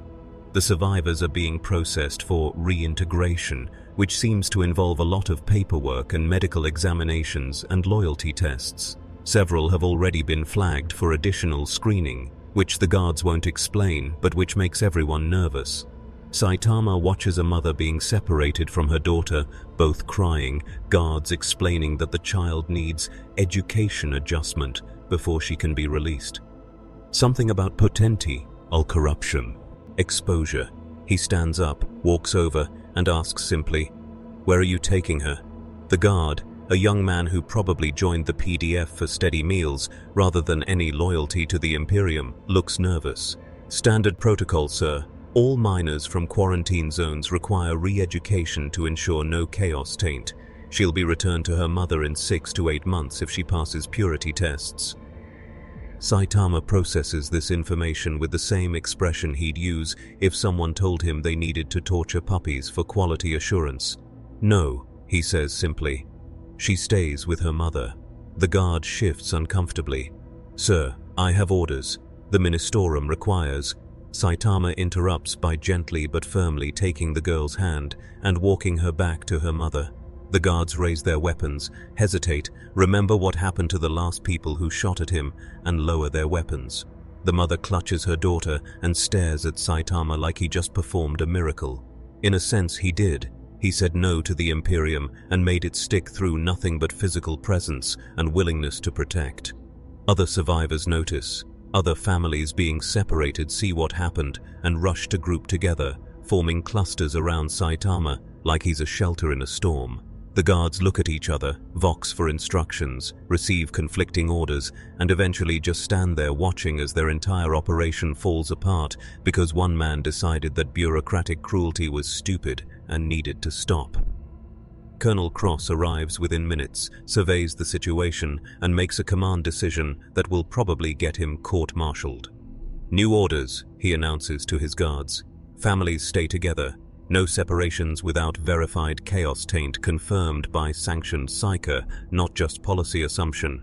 Anyone who objects can explain their reasoning to the custodians," he says the last part while looking directly at Saitama, and there's understanding in that look. Cross isn't doing this because he fears Saitama. He's doing it because Saitama made him remember why he became a soldier in the first place, to protect people, not enforce meaningless rules.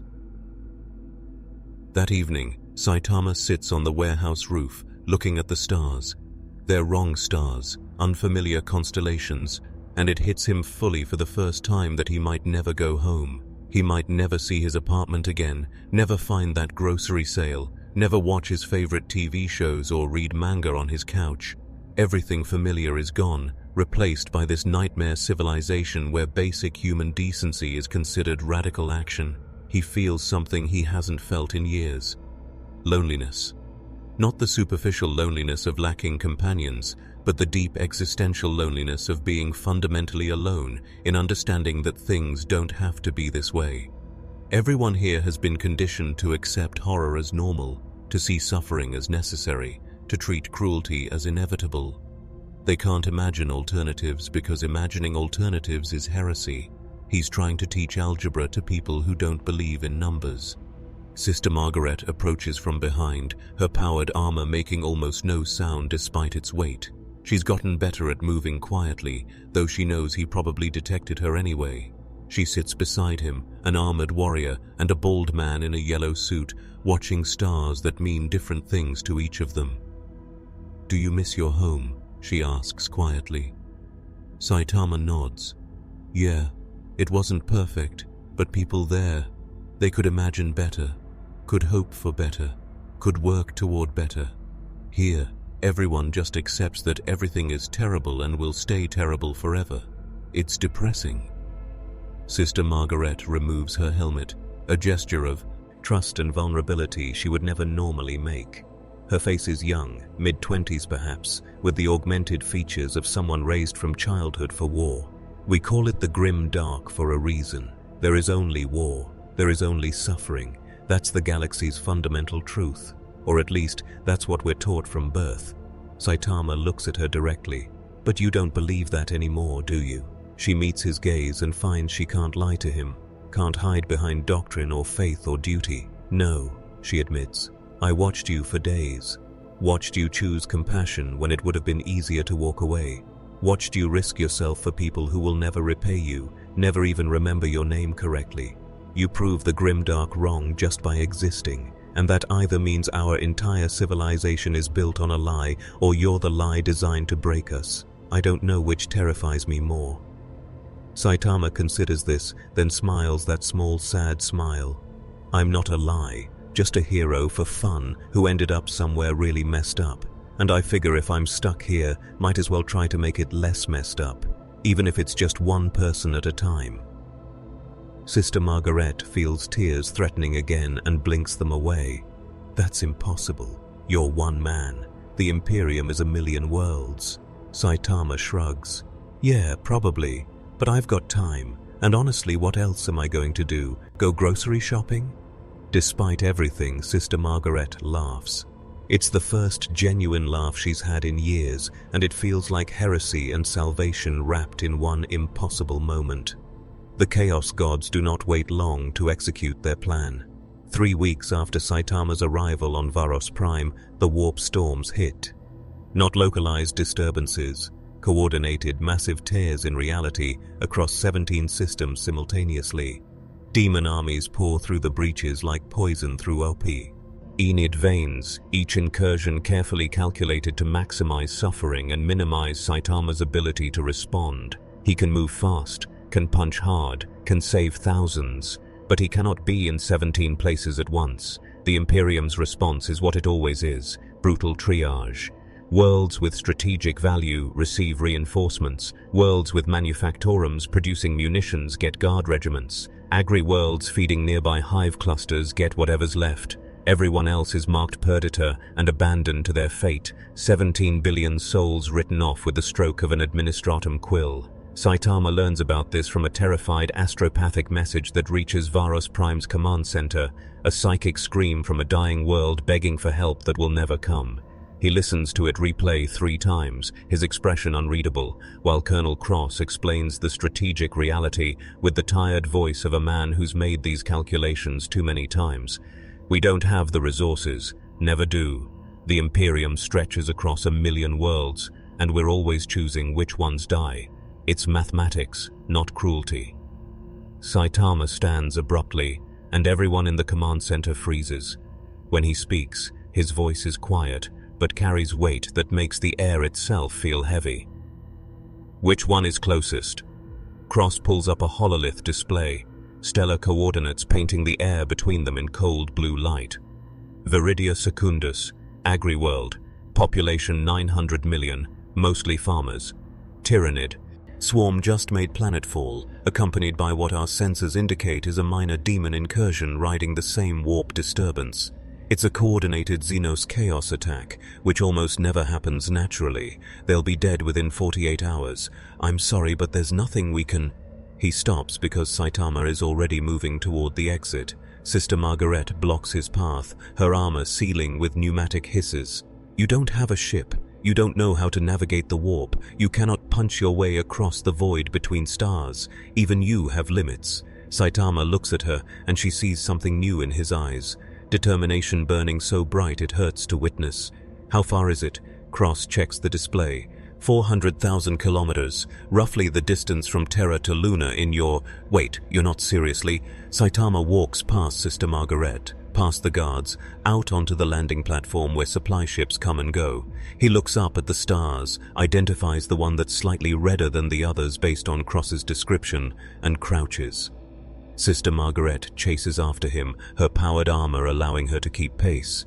This is insane. You'll die in the void. Even if you survive the vacuum, you'll freeze, you'll suffocate, you'll... Saitama interrupts her gently.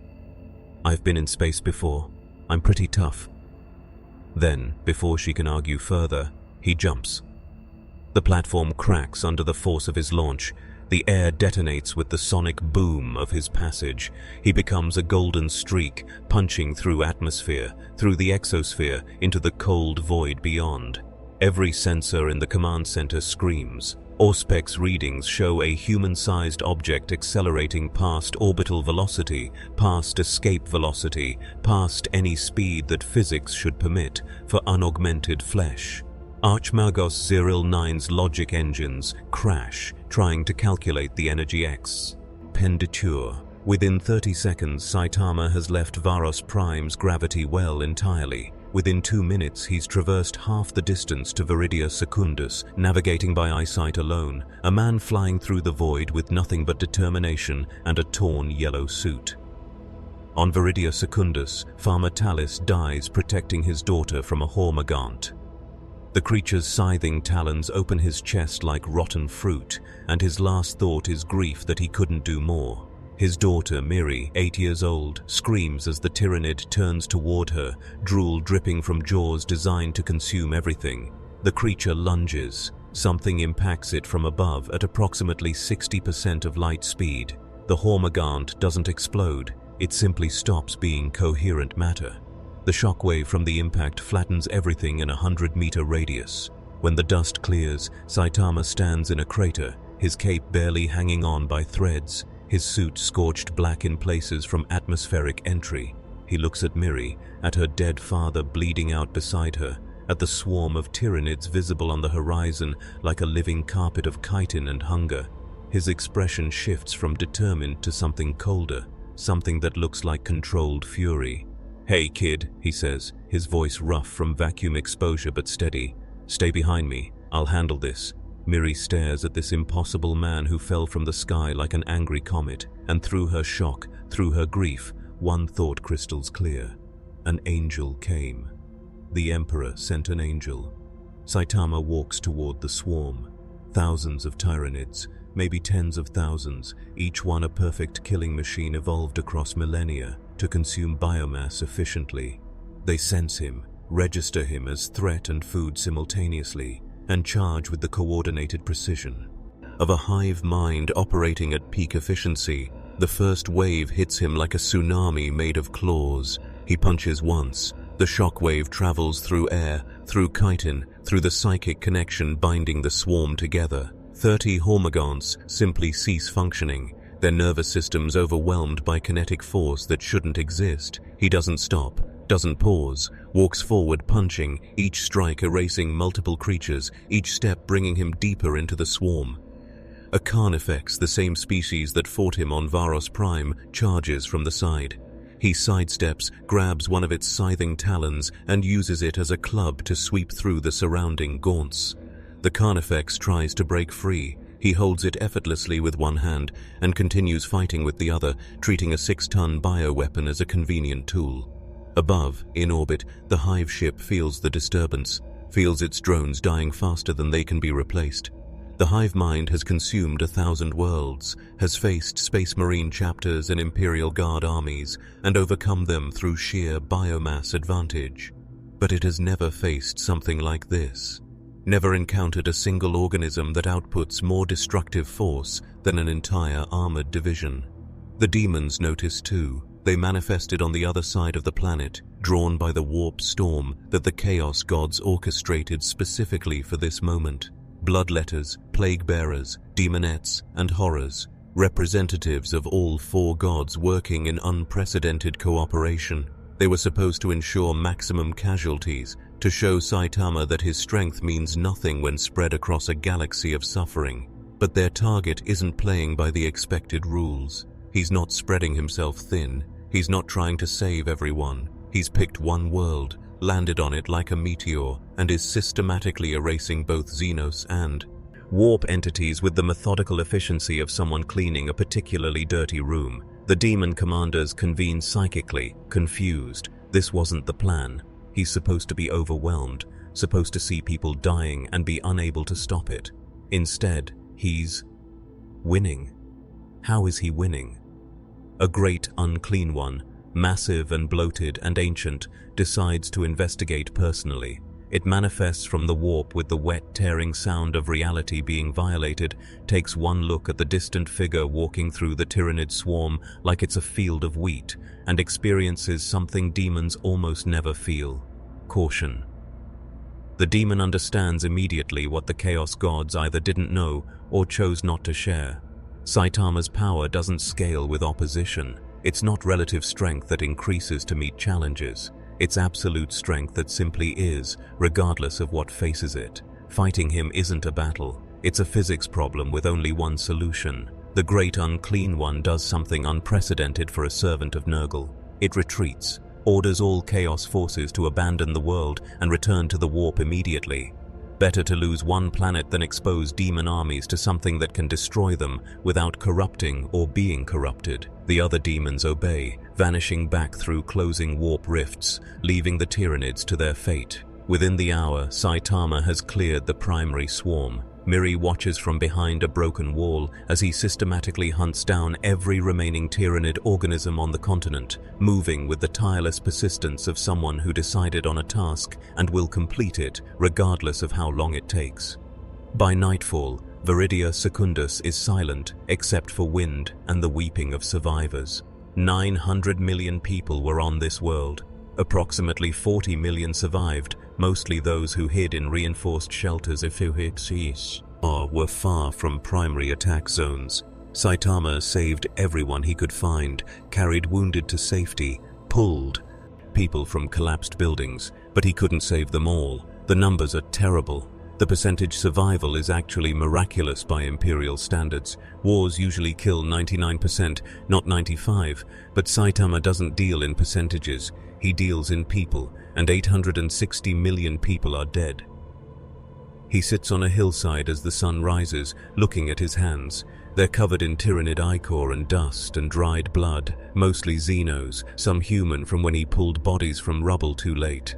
Sister Margaret arrives via shuttle 6 hours later, having commandeered the fastest ship available. She finds him still sitting there, unmoving, staring at nothing. She approaches carefully, removes her helmet, sits beside him. For a long time, neither speaks. Finally, Saitama breaks the silence. I wasn't fast enough, not strong enough. I can punch through planets, but I can't save everyone. His voice is hollow, empty in a way that frightens her. Sister Margaret knows this moment. She's seen it in soldiers after their first campaign, when the reality of war strips away whatever romantic notions they carried. The breaking point where you realize victory and failure are just different degrees of loss. You saved 40 million people, she offers. By Imperial standards, that's a miracle. Most worlds in your position get 0 survivors. Saitama looks at her with eyes that have seen too much death in too little time. By my standards, I failed 860 million times. She has no answer to that. No words of comfort that wouldn't sound hollow. So she just sits with him as the sun climbs higher, and they watch the survivors begin the impossible work of burying their dead. You are back on Varos Prime now, Guardsman Corvus, standing in the same trench where you first saw him fall from the sky. 3 months have passed since that moment. 3 months since the impossible man in yellow arrived and broke every certainty your life was built upon. The Imperium has changed in subtle ways, shifts so small you might miss them if you weren't paying attention. Execution quotas in your sector decreased by 12%. Ration distributions increased by 8%. Some planetary governors report mysterious supply deliveries appearing overnight, food, medicine, weapons, with no manifest and no explanation except crude drawings of a bald man left as signature. The ecclesiarchy calls it heresy. The administratum calls it statistical anomaly. The people call it hope. And hope, you've learned, is the most dangerous force in the galaxy, more dangerous than chaos, more subversive than Xenos, because hope makes people question why things must be terrible, why suffering must be eternal, why the grinding machinery of imperial cruelty is necessary at all. You've been questioning it yourself lately, started when you watched him smile at you that first day, hasn't stopped since. The sky tears again. Not demons this time, something else. A golden ship descends through the clouds, bearing the seal that makes your heart stop, the Aquila, the Emperor's own mark. But not the crude stamps on guard equipment or propaganda posters, the real thing crafted with care that speaks of terror itself.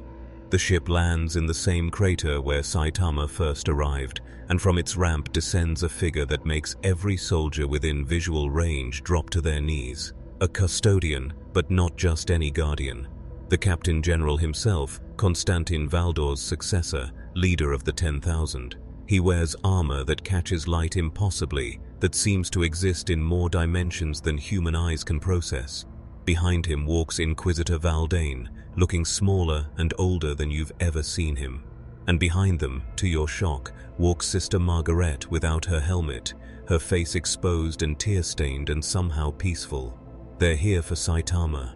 They're here to pass judgment. And every human on Varos Prime holds their breath, wondering if the miracle is about to end in fire and blood.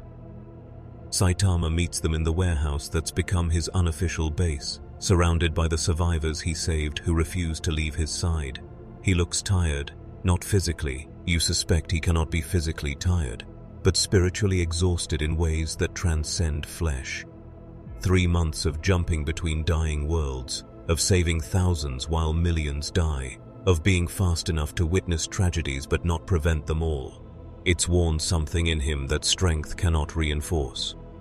The Captain General enters, and the room's temperature drops from sheer presence. He studies Saitama with eyes that have seen 10,000 years of human history, that watched the Emperor walk among men, that know secrets worth killing planets to protect. When he speaks, his voice is not amplified but carries perfectly regardless.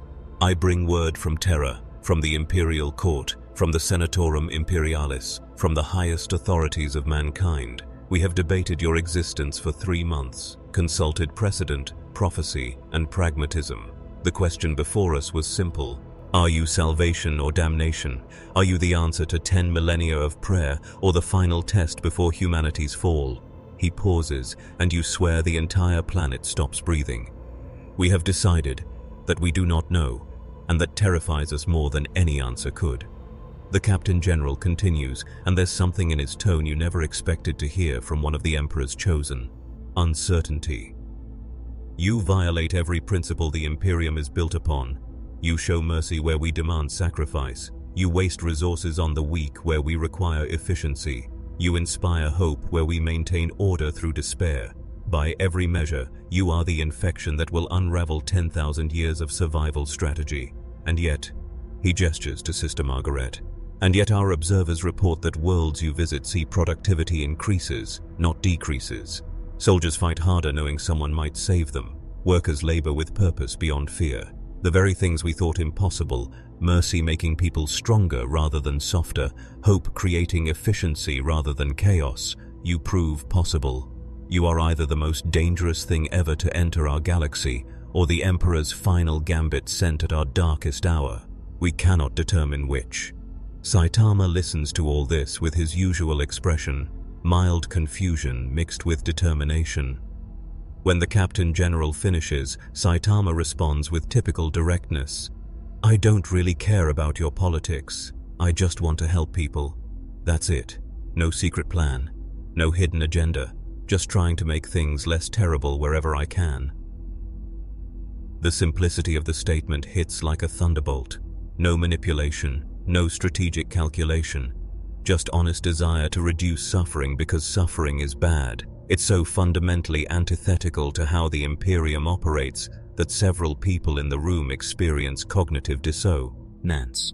Painful enough to cause physical reactions. The Captain General nods slowly, as if Saitama just confirmed something he suspected. That is precisely what makes you so dangerous. The Imperium runs on controlled suffering. We sacrifice billions so trillions survive. We maintain brutal efficiency because anything less means extinction. But you suggest through your actions that perhaps we don't have to. That perhaps strength can be gentle. That perhaps we chose this path out of fear rather than necessity. He draws his guardian spear, and the entire room tenses. Saitama doesn't move, doesn't even look particularly worried, just watches with that patient curiosity he applies to everything. The Captain General holds the spear not in combat stance, but ceremonially, horizontally, offering rather than threatening. The Emperor, in his wisdom, spoke to me through the Astronomicon. A whisper so faint, I almost missed it. The first coherent word he has spoken in centuries. Do you know what he said about you? Everyone leans forward. Sister Margaret is crying openly now. Inquisitor Valdane's augmented hands shake. Even you, Guardsman Corvus, watching through the warehouse windows, feel your pulse hammering against your skull. The Captain General's voice drops to almost a whisper. He said, finally, one word, finally. As if he's been waiting 10,000 years for someone like you to arrive, as if you are not a test, but an answer to a question he asked when he first sat upon the golden throne. What if mercy was not weakness? What if hope was not heresy? What if humanity could be saved without being destroyed in the saving? The Captain General lowers the spear, kneels, and every person in the room experiences shock so profound it borders on religious experience. A custodian does not kneel, has not knelt since the Emperor's own internment, but here now the Captain General of the Adeptus Custodes takes a knee before a bald man in a torn yellow suit. We cannot command you, cannot control you, can barely understand you, but we ask, as humanity's desperate guardians, as the last defenders of a failing dream, will you help us, not to conquer, not to rule, but to save what can be saved while we figure out how to be worth saving.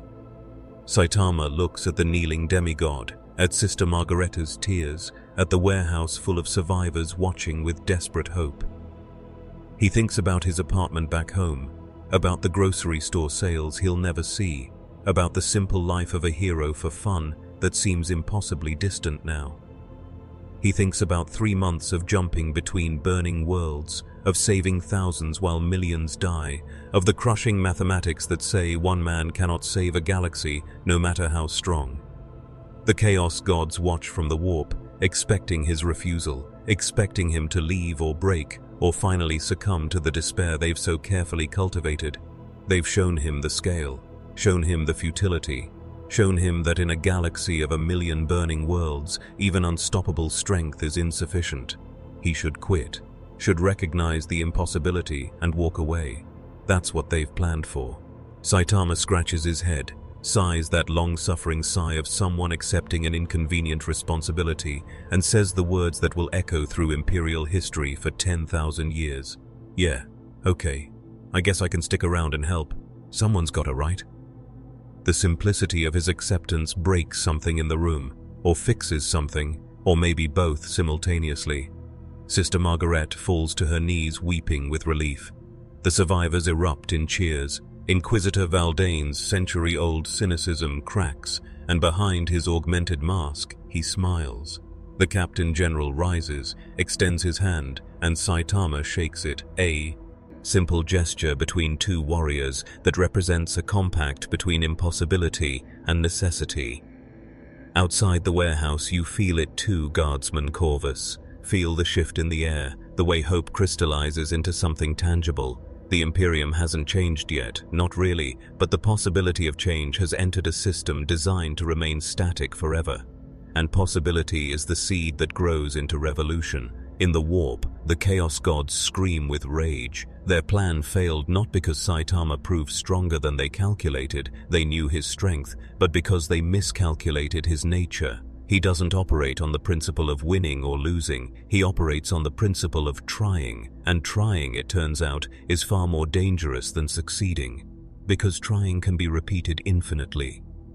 The months that follow become legend. Saitama doesn't try to reform the Imperium, he wouldn't know where to start, but he saves people the Imperium marks expendable, jumps to dying worlds, punches through chaos incursions, carries survivors across war zones, stops executions with simple presence. Somehow, impossibly, is in 17 places when reports say he should only be in 1.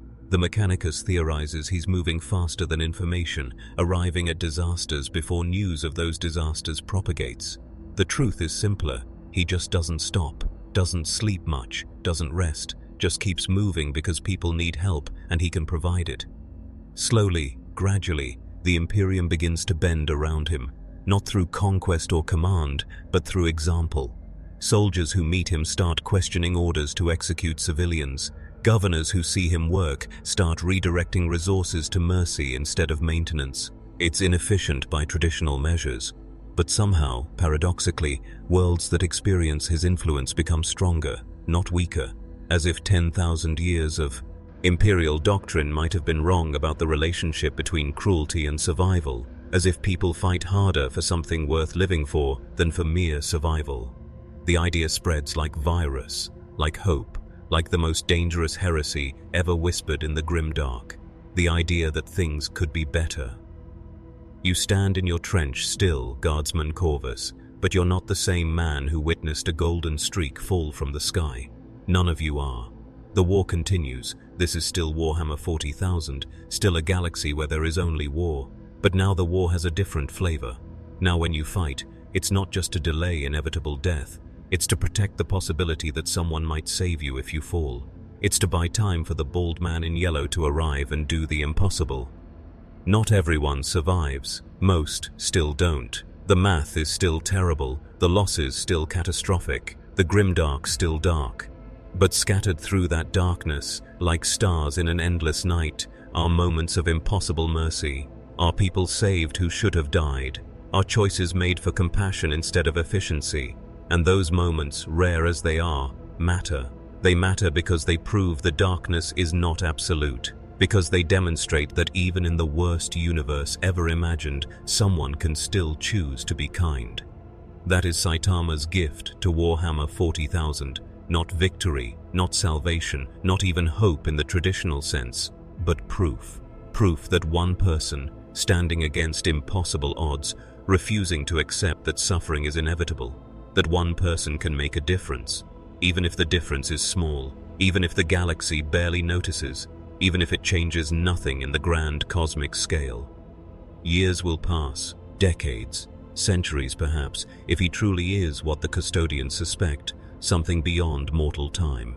The Imperium will continue its grinding machinery of survival. The Chaos Gods will continue their eternal games. The Xenos will continue their invasions. But there will be stories, whispered in trenches, told in underhives, painted on walls by people who have no other way to express gratitude.